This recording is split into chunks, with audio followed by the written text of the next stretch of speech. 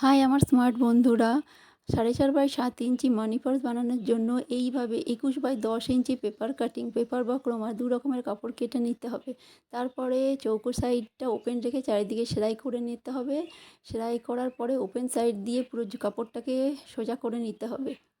সোজা করে নেওয়ার পরে চারিদিকে সেলাই করে নিতে হবে, আয়রন করে নেবেন। তারপরে লেফট রাইট আর নিচের দিকটা ফোল্ড করে দুই ধারে সেলাই করে নেবেন। আর যে দিকটা পার্সের ওপেন হয় সেই দিকে বোতাম বা চেন লাগিয়ে নেবেন। তারপর নিজের পছন্দের মতো এমব্রয়ডারি বা ফ্যাব্রিক ডিজাইন দিয়ে পার্সটাকে সাজাবেন। আর এইভাবে আপনারা বানিয়ে রেডি করে আপনারা ব্যবহার করতে পারেন।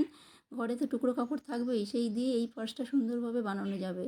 আর এরকম যদি আরও ভিডিও আপনারা দেখতে চান তাহলে আমার চ্যানেলটাকে অবশ্যই সাবস্ক্রাইব করে দেবেন। Thank you for watching the video. Thanks a lot friends.